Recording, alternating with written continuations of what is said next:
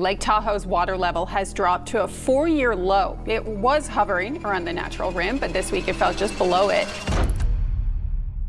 Lake Tahoe looks peaceful from the surface. Blue water, clean mountain air, postcard beaches, and sunlight moving over the Sierra Nevada. But below that beauty is a darker lake, cold enough to preserve the dead, deep enough to hide forests, and restless enough to reshape its own floor. The real shock is not one discovery. It is that Tahoe keeps everything. The lake that doesn't give things back. Lake Tahoe does not look like a place built for horror. From above, it looks almost unreal. The water is so blue, it seems artificial, framed by mountains, pines, granite slopes, and beaches where tourists swim, paddle, and take photos without thinking about what sits beneath them. That surface is part of the illusion. Tahoe is not an ordinary mountain lake. It is one of the deepest lakes in North America, dropping to more than 1,600 feet. That means the bright, clear water people see from shore is only the top layer of a much stranger world. The deeper you go, the sunlight disappears. The warmth disappears. The easy version of Tahoe disappears. Below a certain depth, the lake becomes cold, dark, heavy, and almost motionless. That is where the mystery begins. In most lakes, rivers, and oceans, nature cleans up quickly. Bodies decompose, wood rots, metal breaks down, bacteria feed, scavengers move in, evidence disappears. Time does what time usually does. But Tahoe does not behave like that. Deep in the lake, the water stays near freezing. Oxygen is low. Bacteria work slowly. Scavengers are limited. Things that should decay can remain for years, decades, even centuries. A fallen tree, a sunken boat, or even a human body can stay recognizable long after it should have vanished. That is why Lake Tahoe feels less like a lake and more like a vault, and that is the original twist. The mystery is not that Tahoe hides one monster, one lost city, or one shocking secret. The mystery is that the lake is built to preserve nearly everything that falls into it. Natural history, human history, tragedy, industry, climate change, earthquakes, legends, all of it sinks into the same cold archive. The surface says vacation, the bottom says evidence. And once divers, sonar teams, and underwater robots began looking deeper, they discovered that Tahoe had been quietly collecting stories for thousands of years. Some were tragic, some were ancient, some were man-made, some were still dangerous. The body that proved the legend had teeth. For decades, Lake Tahoe had a dark reputation. Locals told stories about bodies that never came back. People whispered that the lake was so cold and deep that anyone lost beneath the surface might stay there forever. Over time, those stories became bigger. Some connected the lake to old gambling days, mob activity, and missing people who supposedly vanished into the depths. Most of it sounded like legend. Then, Donald Christopher Windecker was found. Windecker disappeared during a scuba dive in 1994. He was an experienced diver, but something went wrong during the dive near Rubicon Point. He sank and never resurfaced. Search efforts failed. Years passed. The lake kept him.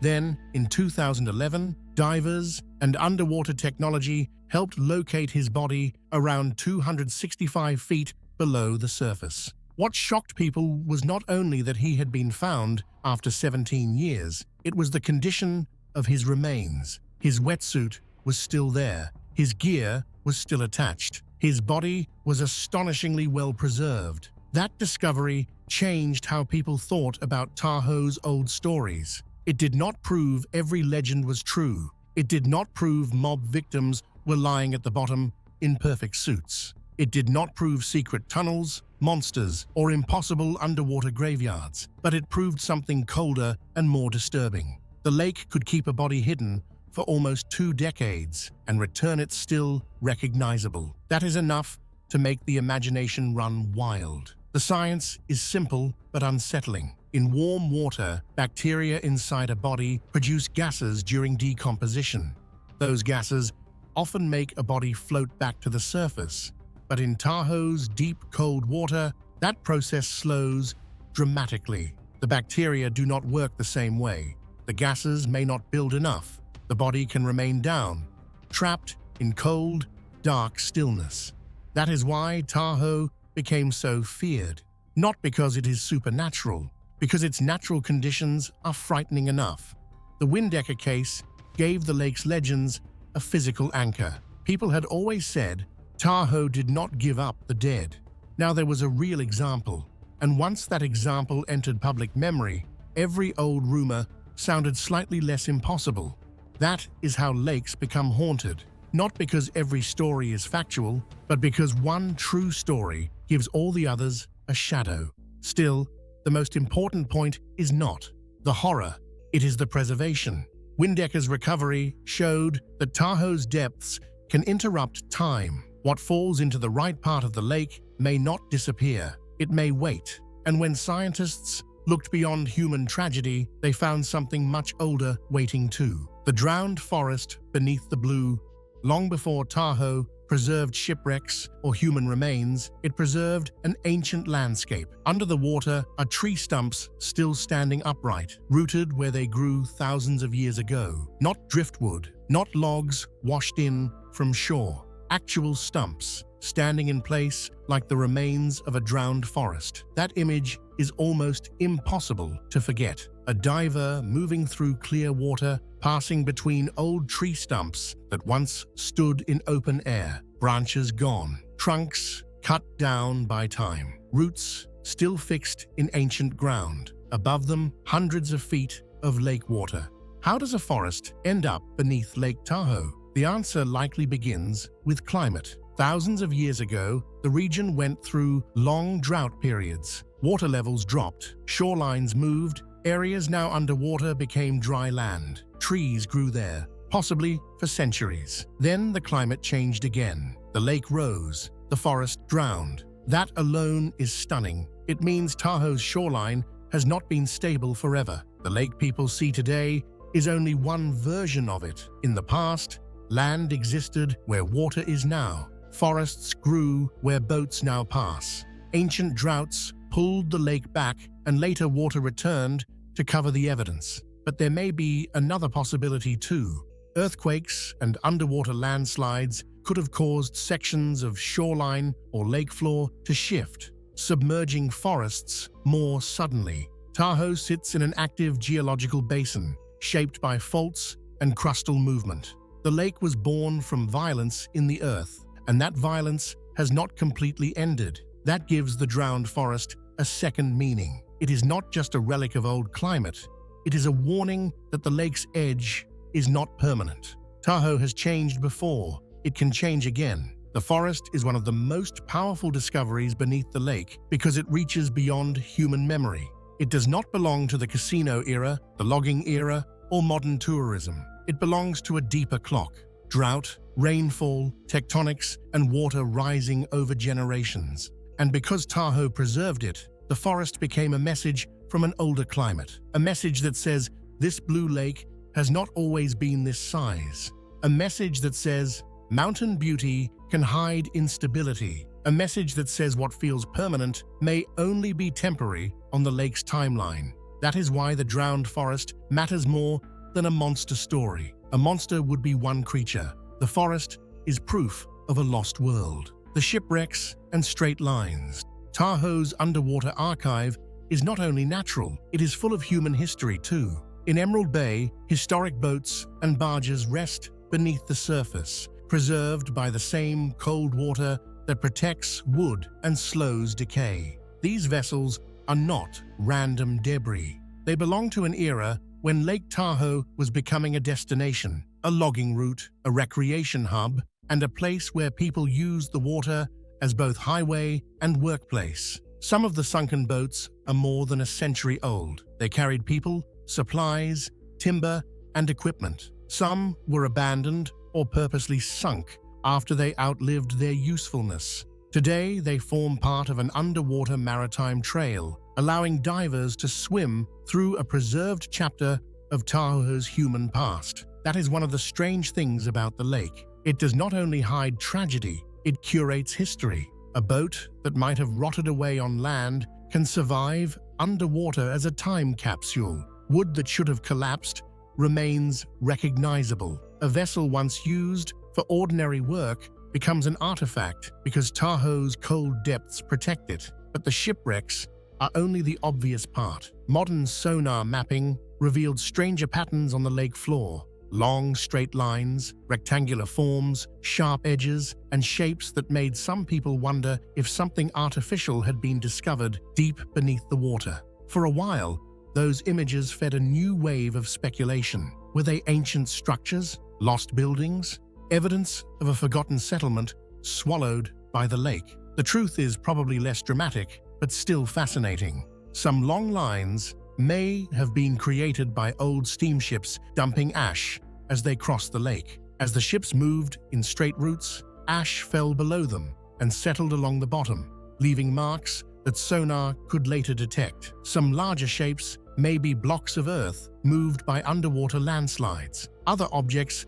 may be equipment lost during military or scientific testing. During the Cold War, Lake Tahoe's depth, quiet conditions, and clear water made it useful for underwater sonar research. Equipment went into the lake. Not all of it came back. That means Tahoe's bottom is not one mystery. It is a mixture. Natural landslides, old boats, industrial debris, military equipment, ash trails, geological blocks, ancient shorelines, preserved wood, human remains. This is why sonar images can be so misleading. Sonar does not tell a full story. It gives shapes.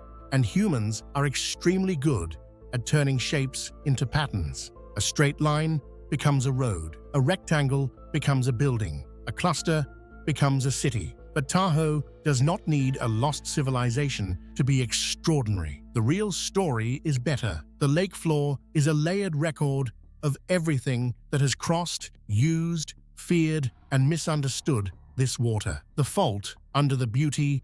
Lake Tahoe is beautiful because the earth broke open. That is easy to forget when you look at the beaches, ski towns, resorts, and cabins. But Tahoe exists because of faulting, uplift, subsidence, and enormous geological forces. The lake is not just sitting in the mountains. It is sitting in a basin shaped by movement deep below the surface, and that movement is not finished. The West Tahoe Fault runs along the western side of the lake. Scientists have warned that this fault is capable of producing a major earthquake. If that happened, the danger would not only come from shaking, it could come from the water itself. Thousands of years ago, a giant underwater landslide occurred in McKinney Bay. A huge section of lake floor collapsed, sending material into the deep basin and generating powerful waves. Evidence of that ancient event still exists in the form of underwater ridges and disturbed deposits.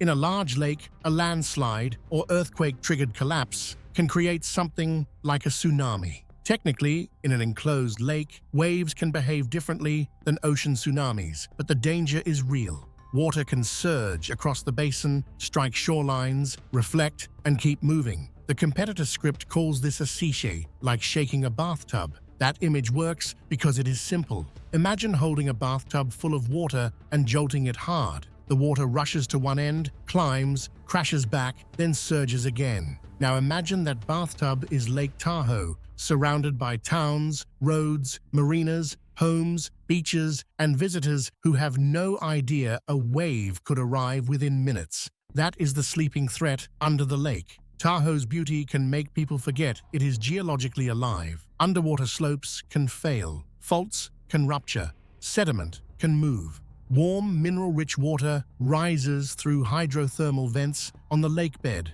reminding scientists that the system beneath Tahoe is still active. This does not mean disaster is imminent, but it does mean the lake is not frozen in time.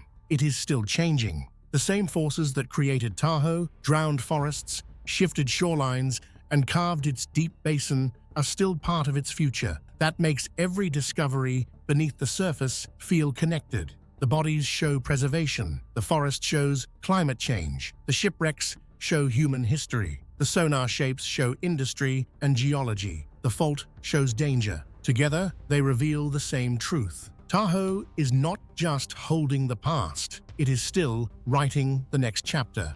The Washoe warnings. The Washoe people understood Tahoe as sacred. They lived around the lake for thousands of years and knew its moods in ways tourists never could. They understood that certain places demanded caution. They knew how fast conditions could change. They knew that a calm surface did not always mean safety. Over time, Washoe stories about spirits and dangerous waters became part of Tahoe's legend. Modern outsiders often reduce indigenous warnings to folklore, then act surprised when science later finds physical danger in the same places. Sudden drop-offs, freezing water below the surface, strong winds rolling down mountains, hidden currents, steep underwater terrain, dangerous coves. Science and story are not the same thing, but sometimes they point toward the same warning. Respect the lake. That is the thread running through Tahoe's myths. Then came the newer legends. Jacques Cousteau supposedly explored Lake Tahoe in a submersible, surfaced pale and shaken and said, "The world is not ready for what is down there." It is a great line. It is also unsupported. There is no solid evidence Cousteau explored the lake or said it, but the story survives because it feels like Tahoe. People want to believe someone saw something too terrible to reveal. A graveyard, a monster, a hidden city, a secret world under the blue surface. Then there is Tahoe Tessie, the supposed creature said to live in the depths. Some describe it like a serpent. Others imagine a prehistoric animal. Scientists usually point to more ordinary explanations. Large lake trout, shadows, waves, clear water distortion, and the human brain turning movement into monsters. And yet, dismissing the myths completely misses the point. The myths exist because Tahoe feels too deep, too clear, too cold, and too quiet to be ordinary. People invent monsters when the real thing is difficult to describe. A lake that preserves bodies for decades is already disturbing. A lake with drowned forests is already strange. A lake with underwater landslides and potential waves is already dangerous. A lake filled with shipwrecks, unexplored basins, sonar shapes, and legends is already powerful. Tahoe does not need a monster. The lake itself is enough. What Tahoe is really hiding. So what did divers really find at the bottom of Lake Tahoe? They found that the lake is not one mystery. It is an archive. Every layer tells a different story. At the top is the postcard world. Beaches, boats, snow-capped mountains, and water clear enough to seem unreal. Beneath that is the recreational world. Divers, shipwreck trails, lost gear, old barges, and the remains of Tahoe's tourism past. Deeper still is the tragic world. People who entered the lake and did not return. Below that is the ancient world. Drowned forests, old shorelines, climate shifts, and evidence that Tahoe has expanded and contracted across time. And beneath all of it is the geological world. Faults, landslides, heat, pressure, and the possibility that the same basin preserving the past can still create danger in the future. That is why the discoveries feel connected. Tahoe preserves because it is cold. It hides because it is deep. It changes because it is alive geologically. It inspires legends because humans are not built to look at that much darkness without imagining something inside it. The real shock is not that divers found one body, one forest, or one strange shape. The real shock is that Tahoe has been recording everything. It records drought in trees. It records industry in shipwrecks. It records tragedy in preserved remains. It records earthquakes in underwater ridges. It records human imagination in legends that keep returning because the lake refuses to feel fully explained. And perhaps the most unsettling part is how little of it has been truly explored. The deepest areas remain difficult and expensive to study. Divers can only go so far. ROVs and sonar can reveal more, but every mission requires planning, funding, and risk. There may be no lost city. There may be no monster. There may be no secret graveyard. But that does not mean the lake is empty. It means the real discoveries are harder to reach. Lake Tahoe is not hiding something because it wants to be mysterious. It is hiding things because its physics make it possible. Cold water, low oxygen, extreme depth, steep slopes, active faults, clear visibility above, darkness below. Everything about the lake creates contrast. Beauty above, silence below, tourism above, evidence below, legend above, science below. That contrast is why Tahoe keeps pulling people back. It is both one of the clearest lakes in the world and one of the hardest to fully understand. You can stand on shore and see straight into blue water, yet still know almost nothing about what waits in the deep basin. That is the final twist. Lake Tahoe is not frightening because it hides monsters. It is frightening because it preserves truth. And truth, left long enough in cold, dark water, can become more haunting than any legend. Divers did not find one secret beneath Lake Tahoe. They found a vault of bodies, forests, wrecks, faults, and warnings preserved by the lake itself. Like this video, subscribe to the channel, and comment what you think Tahoe is still hiding beneath its surface.